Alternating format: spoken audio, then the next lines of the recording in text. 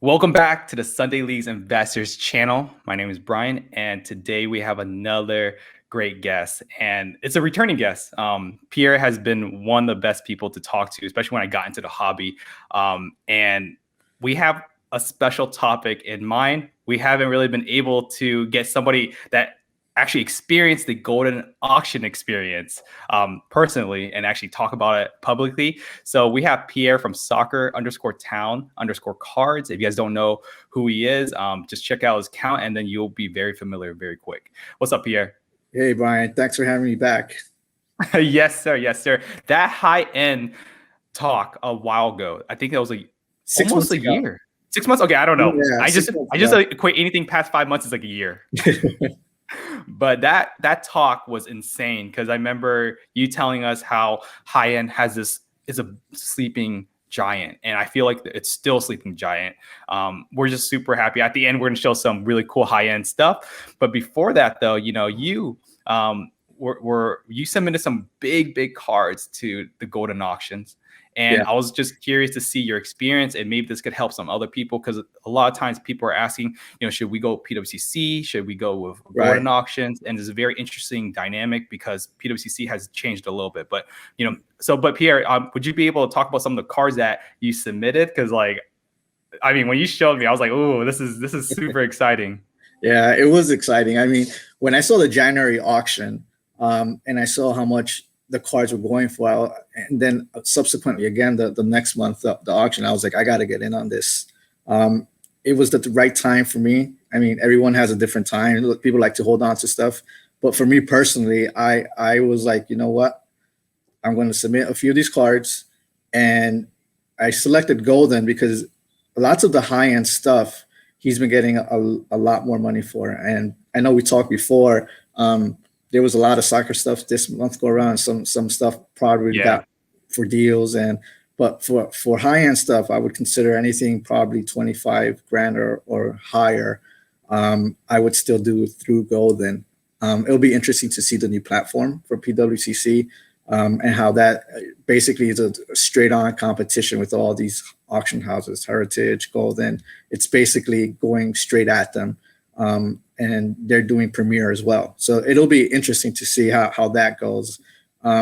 So when I made that decision, I got actually another hobbyist, Jamie, hooked me up with the curator from Goldin for soccer. So this guy does specifically soccer stuff.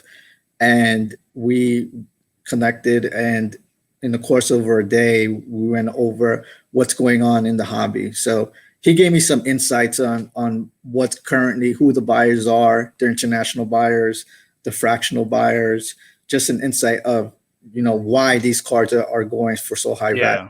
And I was like, you know what, let's do it, And at that time, I was only going to do a couple of cards, but then I was like, you know what, let's send in some legends. Legends, I wanted to set a market for legends, because let's go. People always talk about, I want a Ronaldinho, I want a Zizou, but they never come up, right? So I was like, let's see what the market does. And basically, I wanted to set the market for these legends. And Ronaldinho and Zizou, I mean, these cards, I still think whoever got them, I do know who got the Zizou, definitely got them. I know about that too. In my opinion, because it's still undervalued. And the Ronaldinho, it's a unique situation because the Ronaldinho, there's some controversy with the higher grades. And when you look at this Ronaldinho, it's super clean. It doesn't have any yellowing. It looks crisp, packed fresh almost. And it was, very, very high 8, I would consider, right? Beautiful. And then the current stars like Mbappe, I was like, I wasn't sending the Chrome stuff just yet. I still think there's you're holding on to the high-end Chrome. So I held on to the Chrome, I held on to the Prism, and I was like, the select stuff, which we talked about 6 months ago, I said the select stuff is still undervalued. Right. And I was like, I'm not gonna send in the the regular base card or the silver. I was like, let me give some low numbers and see how this does, right? And boy, I'm happy with the outcome. I mean, when the Zebra, the Camel. The Camel, I think, still has room for growth, but though, people rarely see that card come up. And the Yeah, Zebra, never. A and the PSA Zebra 10 too. too. Yeah, So that's crazy. Like $40,000 for a Zebra out of 25. I actually had no idea that was coming. That kind of surprised me. I yeah. don't know if that surprised you. It did in a Pierre? sense. I thought it would be in the 30,000 range. I mean, that's always People good. That's wanted always good. it. That's a People good wanted surprise.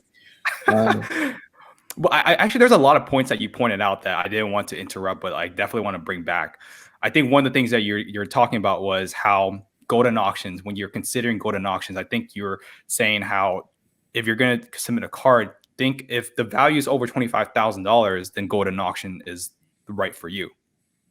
that's right. Right, compared to PWCC, because I think PWCC, I think we saw the 2006 Messi and Ronaldo first World Cup cards, PSA 10s, selling for only $14,000, $13,000, when typically those goes for upwards of $20,000. And I found that very strange, right? Because very strange. I don't know that. Are those real? Like, either someone got a deal at Goldin yesterday because it went for 3 times less what it currently was at PWCC. Like, the person that sent that money, those cards in, actually lost by not sending it to PWCC, right? And it's unfortunate for that, for the summer, It is, yeah. And I think that's something that, maybe that's something to consider. And then also, you kind of mentioned how PWCC is going right at the throat at Goldin Auctions too. They're launching their new premier auctions where they're just letting any cards overvalued, like estimated value over $50,000, I believe. That's right. That's going to be, I feel like that's game changer, because this is something that me and the boys talked about, like how I like Goldin Auction. I actually love how Goldin is super personable, by the way. Like, it seems like they have a consultant that actually goes and talks to you. That's very unique. You don't find that with auction houses. At least I don't. But you said somebody actually like sat down and kind of said, hey, here's the market. This is what our audience is. This is who our customer base is at. This is some of the cards that you should be submitting. Right. And that was a game changer to me in the decision making, right? Because I know people bid, in PWC and have no question about it, but sometimes you see the card relisted. Exactly. Right. So sometimes people are just inflating prices. And I mean, one of the reasons, another reason having the insight basically of the fractional, like, companies have changed completely the hobby. Because interesting, if a fractional site pays $200,000 for this Ronaldo, will another investor actually pay that, right? Because these cards are basically going to be put at a premium in rally collectible, not at the price they're getting at Goldin, obviously. And then you have all these fractional share buyers getting in on it and trying to compensate and get more value from their investment. But yeah, having that insight and having that conversation and knowing who their bidders are really helps in this decision. And but like you said, PWC is coming too, so it'll be interesting to see how that pans out. Yeah, I think PWCC is interesting to me just because of how streamlined their process seems like. But then again, you don't get that personability factor as well, where I was seeing Ken Goldin, like, he was literally marketing some of these cards, like the Money Chromo. He was like talking about how the Money Chromo was rumored to be one of the first Messi cards. Like, that's super awesome. Like, how someone could actually go and market a card for you, and do their best, which is something that you kind of don't see with other auction houses. Yeah, and what was cool too, seeing him in Fox Business, seeing him in Fox Business promoting all the upcoming auction and promoting the soccer stuff, right? Which was pretty cool. Like, he definitely does a great job at promoting the high-end stuff.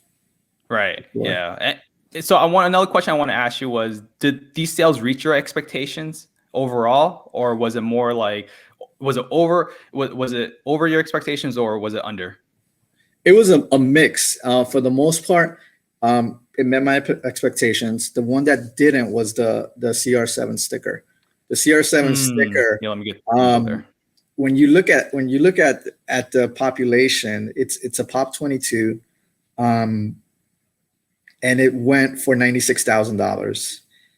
I truly believe that's a card that's close to 200,000, a sticker that's worth 200,000, in a sense 100%. that I know half of that population it's not going into market anytime soon. So what you're going to see is the other half being put up. But this one, holy cow! Whoever got this, they got a deal. Tremendous deal, because this is so undervalued, and that's the only card where I would say that it didn't meet my expectation. Would have loved for it to hit six figures. They got really close, but the other stuff, I mean, I'm more than happy with. That's awesome. Yeah, I think the 2002 Panini stickers, I don't think people realize how hard it is to get that type of centering. Like that's the centering on those stickers are literally like cut by a blind person. Yeah. And like and the trimming factor, BGS, right? All those BGS high grades are fake. And I don't want to say fake. Straight up. The borders are supposed to be a certain thickness, and you see BGS 9.5s, BGS 10s of that sticker, and you could tell they're trimmed, right? Yeah, that's another story of BGS. If you see BGS 9.5, Ronaldo, just compare the sizes and you'll see very quickly what Pierre is talking about. But another thing I want to ask you was, did you see anything that, I guess with Goldin specifically, that they could have improved, right? I feel like we're doing like a whole entire survey for like Goldin Auctions. They're listening. This is something that's a good reference.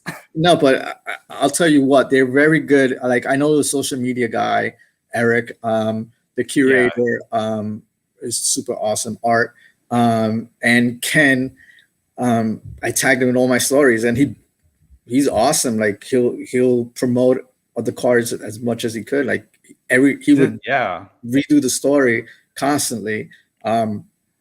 So from a promotion standpoint, being on Fox Business, being on social media, they do an outstanding job.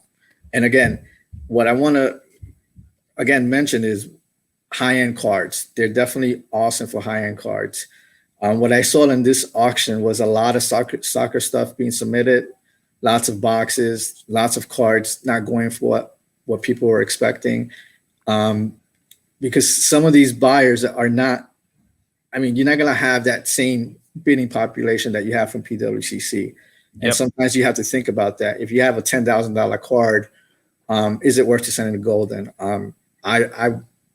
I probably would lean against going with PWCC at this point, because they're more, they'll have more bidders, I believe, for the soccer content. Once soccer starts evolving, and Goldin gets there. Goldin is also doing a new platform to compete with PWCC. Yeah, that's heard too. Yeah.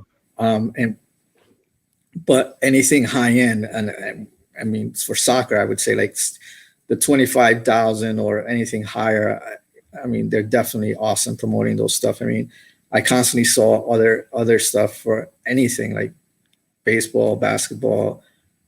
They do an awesome job promoting all their cards and their current auctions. Okay.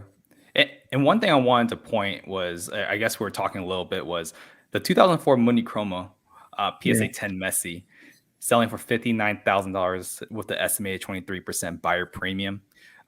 I find that very interesting. And I think a conversation should be more towards like how a card, if you're going to be investing in a card or collecting a card, like gem mint factors really play a role, because there's this PSA 10 pop count is only 46. And there's actually a lot of these Mundi Chromos out there.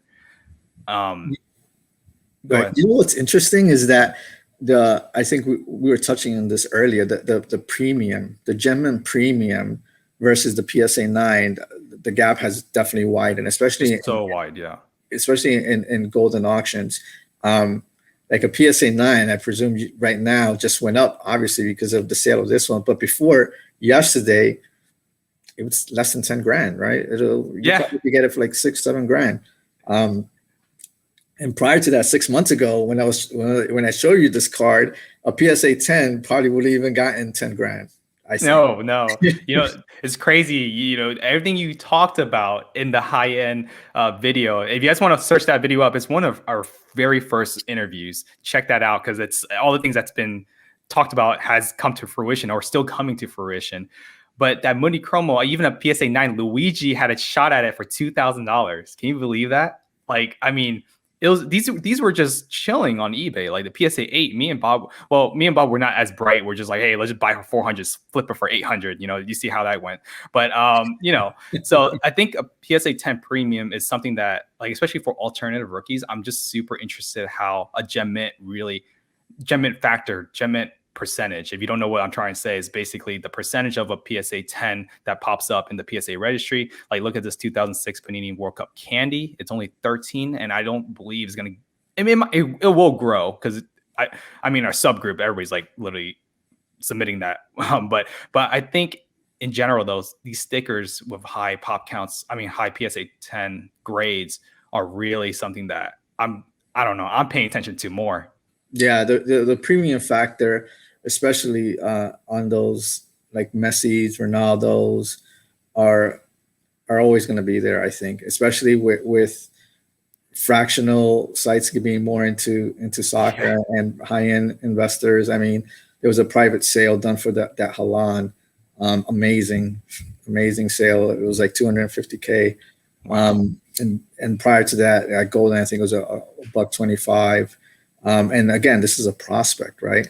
6 months ago, I was telling you about Halan for $300. I mean, go to the video. You could buy it for $300. Not anymore.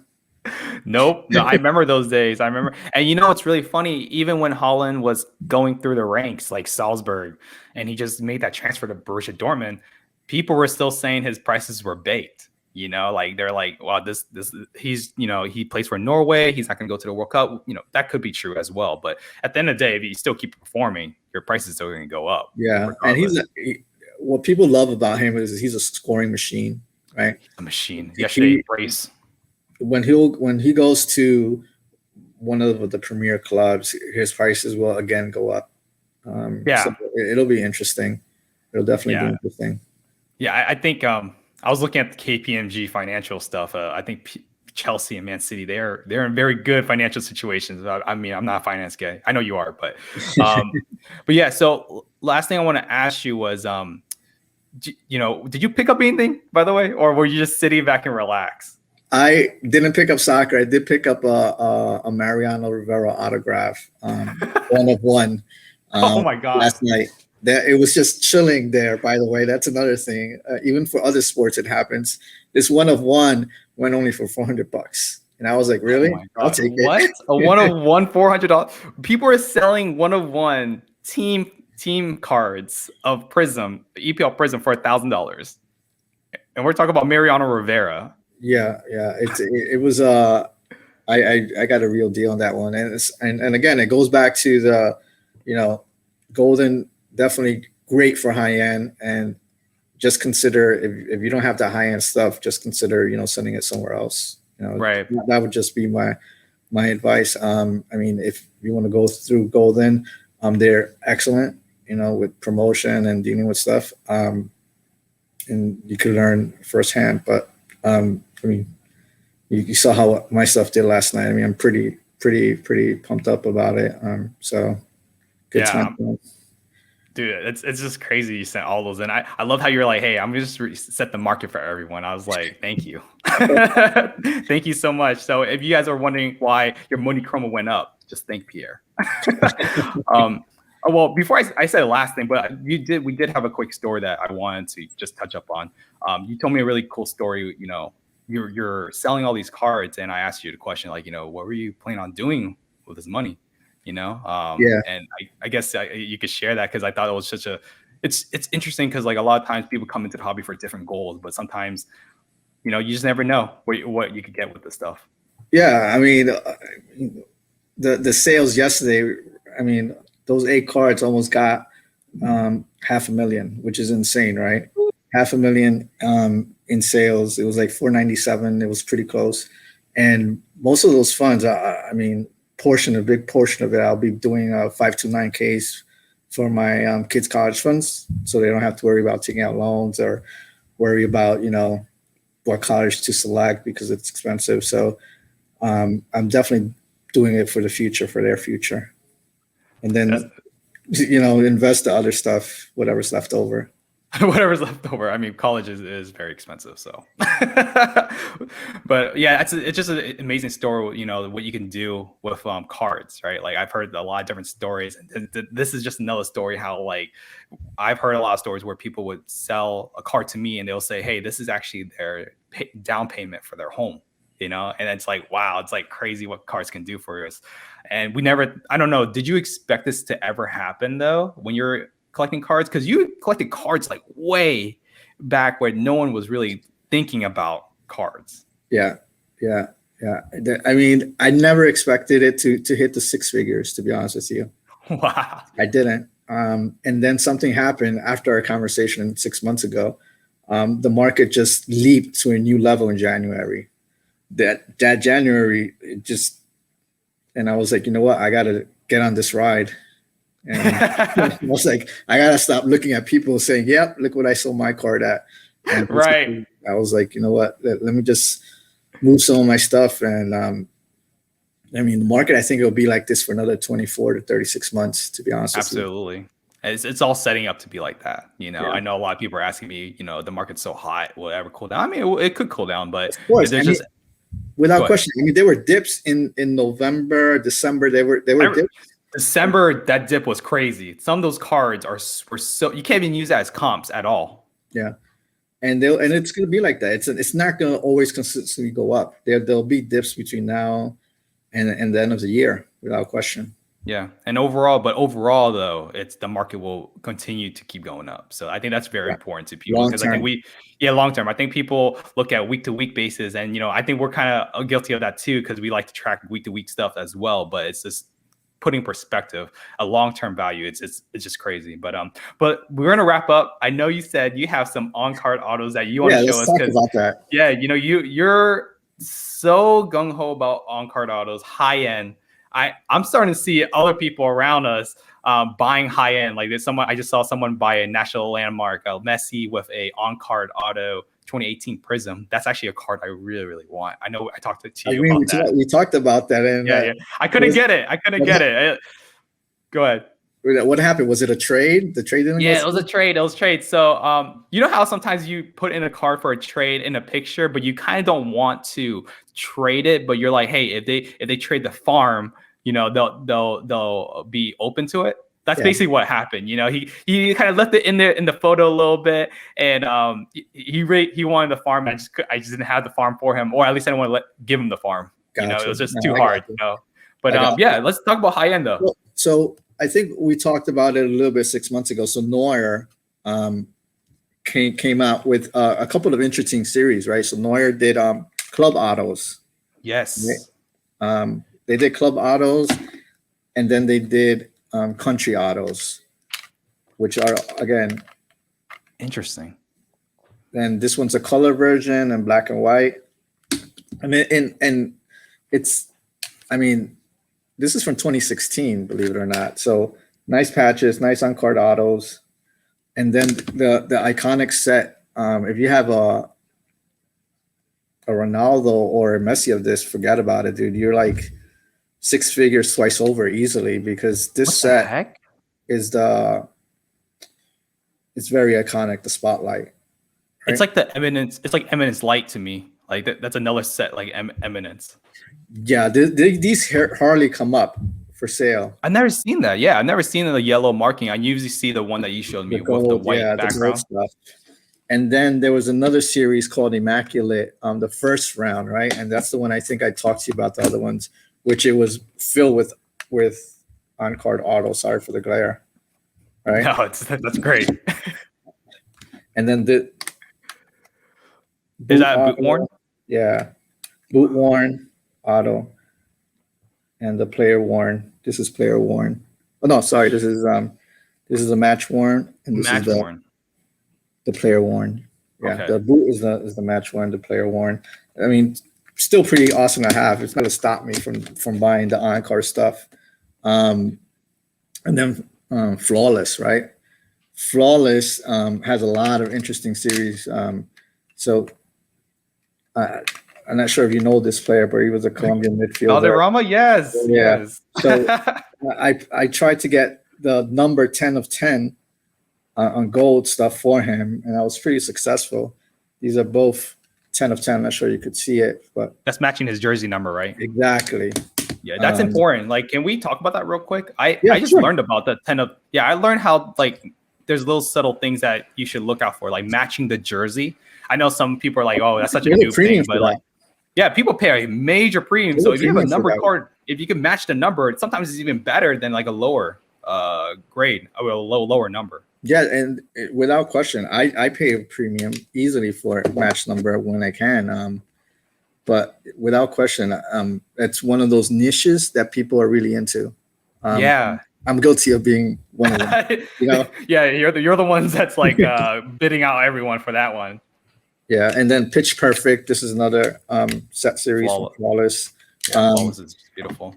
And this one I get constantly asked about via DM. Are you selling this, Pierre? Could you sell it to me, Pierre? Of course. I'll give you 20 grand, Pierre. No, that's not a $20,000 card. It's definitely way more than that. And then this one is one of my favorites. The C for the boot. You know, you're gonna get a lot of DMs after this. A lot of people are gonna be like, "Hey, Pierre," even though you said you're not selling. But show your stuff, dude. I'm here, like, showing everything. No, I'm all for it. So the first one I'll show people is this flawless boot worn or match worn boot. Frank Lampard. I just think $400 was like really cheap for me. It's a deal. That's a deal. Yeah. Nordy Sports Cards, shout out. And then the one that you helped me get, I know I kind of made a video about it, but I just want to say thank you again, man, because I've been searching for high end literally for the longest time, and you finally hooked me up with a seller. And this Cristiano Ronaldo Eminence 5 out of 5. Apparently, this is a real diamond too. Like one of the Panini representatives told me this is a real diamond. So not sure how big a deal that is, but this is something that I just don't know. A lot of people are chasing, and I think.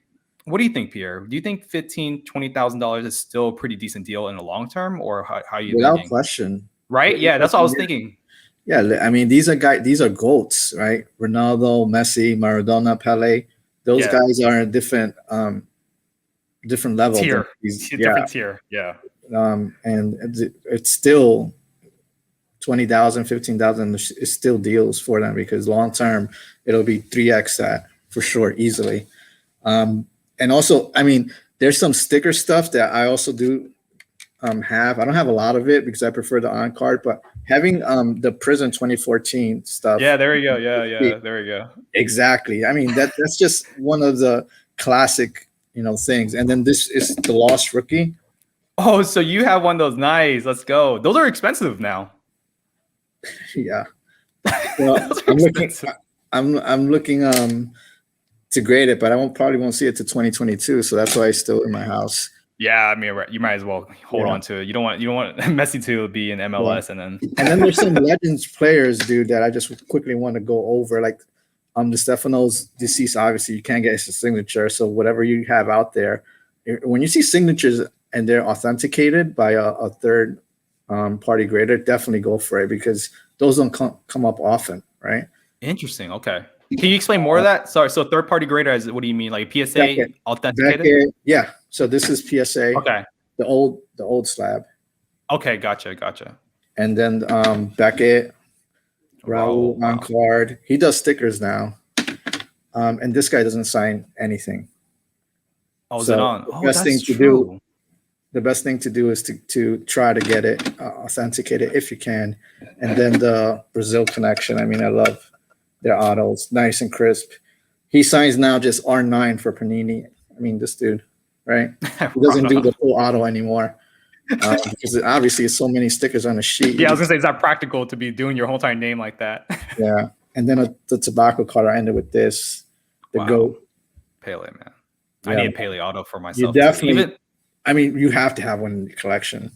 People say he signs everything, but still, like, it's Pele. Yeah, but it's mainly stickers, right? So this came from Topps. Contextual, yeah. Yeah, this came from Topps on card stuff. A lot of cool Topps on card stuff for Pele. So I mean, I think I got most of them. I didn't think I would, but I mean, that's a lot of on card stuff that I put on. I mean, I have other stickers. Guys, this is what Pierre told me. Pierre was like, I'm just gonna show you all some of the on-card autos, like, and he's just selling style. There you go. Yeah. Yeah. But Marco Asensio, and then I had to get this custom Oh, Mbappe. He whoa. doesn't sign, right? So what? I had to get this is a ticket when he played Spain. Whoa. It's right here. Actually, you get to see the match. Whoa. So you have a ticket with the auto. Yeah, it's like what you would consider a cut auto, but I had it done into a booklet. Wow, that is pretty dope. I can see Panini already hitting you up like, hey, let me get that license. And before we wrap it up, I think something that you talked about, I'm just curious, is whenever people ask me about on-card autos of a card, like right over the top of the card, I feel like it's, for me, aesthetic wise, I don't really like it as much, but it seems like you are a big fan of it. Yeah, I mean, this is all over the card, right? Yeah. See, that's like, I feel like the card itself looks kind of not ruined, but like, I don't know how I like the aesthetic, but like for you though, and I guess other collectors, they really value that. Without question. For me, I rather see a full signature than something. I mean, Ronaldo, the Cristiano Ronaldo stickers, he always signs, but they're all off sticker, right? Yeah, that's true. So sometimes you get a nice card and the sticker. I've seen one of ones where it's just off, the signature is off sticker, and like that hurt. Those hurts. With poor quality control from Panini, because if that 1-on-1 should have full on sticker, and then you see 99 of 100 having a full on sticker, it just doesn't make any sense. It's the most immaculate signature. Yeah. No, but I totally dig these full on card auto. I mean, to me, it just looks much cleaner. I mean, okay, gotcha. Yeah, well, I mean, it's not what I think. It's just what the market thinks, So that's what you like. A lot of people are actually into that, and I just started learning about that since we started our subgroup, and I thought that was super interesting. It was cool to get your opinion on it. Yeah. What else are you picking up these days? Me, a lot of Mbappe. So we just got PSA 9 right here. We got PSA 8 somewhere. I don't know where it went. We have this. Just a lot of Mbappes. Like I think Mbappe is just what we're seeing with Holland. I think Mbappe is just even more undervalued than ever before. I mean, I totally agree. That's why I didn't send my Chrome and Prison stuff. Exactly. Yeah. I noticed. I was like, oh, okay. You're just setting in the selects, huh? But yeah, that's who I'm picking up. And obviously and we just picked up a really nice Human Sun sticker, rookie sticker, PSA 8s. A pair of them, so I'm really excited. Hopefully, we'll see how it goes. I love Human Sun, so cool, man. I mean, that's the best part of the hobby, right? Buying the player you really like. Yeah, we've been wanting to get a Human Sun. It's just that his stuff is so expensive. Like it's just insane. Like compared to Harry Kane, it is. But last thing, Pierre. What do you have plans with Euros? Are you investing in anybody particular? Maybe we've given so much value to begin with, but what are your plans for Euros? Or are you going to be just fly to Euros? I feel like you would just be flying to Euros at this point. It would be interesting to see. I mean, to be honest with you, there are a couple of players that are homegrown here. To be honest with you, that have caught my eye, and I'll be investing in these homegrown players here in the U.S. Interesting. And I mean, obviously, everyone knows about Haaland. Everyone knows about Mbappe. But sometimes you have to be ahead of the game and look at some talent and see where the future value is. Right? And people already see it in like Mason Mount, whoever follows the clubs, they know their star and they invest in their star because they think they'll go to the Mbappe level. But it's interesting to see a couple of these homegrown players, how they're going to turn out. And but yeah, I'm looking forward to the next World Cup. Okay, there we go. There we go. Yeah. Everybody knows I'm into Giovanni Reina. I'm not shying away from it. So, but yeah, it's going to be really interesting. There's just so many great players. I mean, there's literally so many great players that are coming up through the ranks for the United States. We're going to be. I'm not going to you hear we're going to be a powerhouse for the next World Cup, and people are going to be like, "Who are these Americans and where they came from?" And They call it soccer. yeah, and people are laughing at me right now watching this video, saying this guy is an idiot saying U.S. has good players. Yeah, exactly. Yeah, but yeah. Anyways, Pierre, it's always a pleasure. Where can they reach you at? Soccer Town Cars Instagram. If you haven't seen it on the YouTube, Soccer Town Cards. With that being said, Pierre, we're gonna have to get you back on later, especially when I maybe do another round of PWCC or Goldin Auctions. Love to hear more of your experience. Sure, I'll be happy to do it. Awesome. With that being said, guys, make sure to like the video. That would mean the world to us. And yeah, love you guys. Talk to you guys soon.